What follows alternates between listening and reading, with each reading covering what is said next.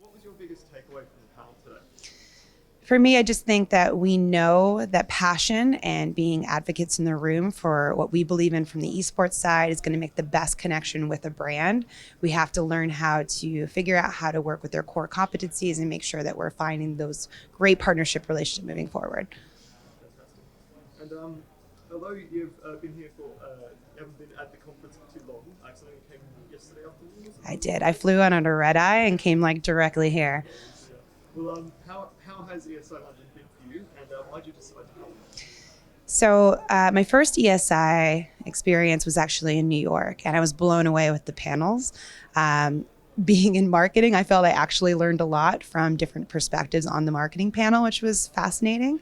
And one of the most meaningful panels I've ever experienced was actually on the fighter game community side. It was something where I have definite weakness on, and I learned so much. So that's what actually brought me all the way out here, is I knew that I had more to learn, especially on the European side of esports and influencer marketing. And what goals do you and IMC have for the next 12 months? They're a brand experience agency, and so I think what they would like to be more involved with is on the activation side of what that looks like, separate from the tournament itself. Like, what's that festivalization of esports and gaming, and where's that going, and how can we fit in from a brand space? I've got some more general questions for you. Sure. So what was the first game you played, or the first one you remember playing? First, Spy versus Spy is the one that I can most connected with. It's not like I didn't play other games, but Spy versus Spy was when I realized that I had a real problem with competitive gaming.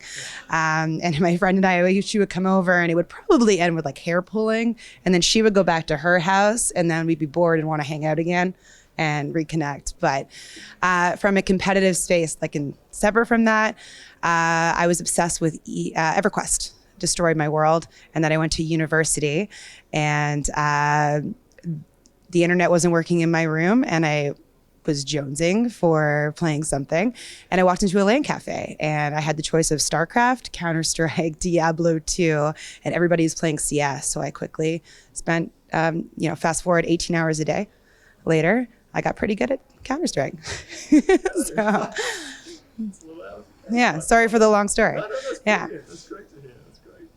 What's been your favorite esports moment from 2019? Ooh, that's a hard one.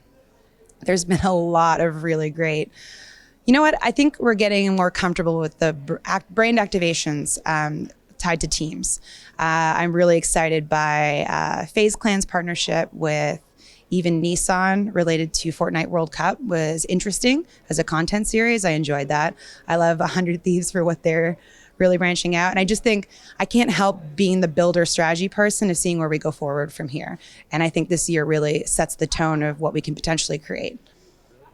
And what are you looking for most in the industry in 2020? Honesty and, clear strategy alignment between the teams and streamers with brands. What I advocate for is that I want to see more of that brand partnership background actually be on the team side. I want them to be in those partnership conversations that help them create excitement and get people even on a discovery call on what could be next for them.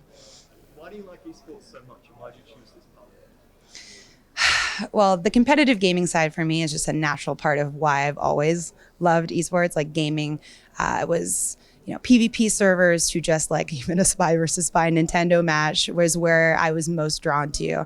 I love the completing a game bit, but I like the glory of it all too.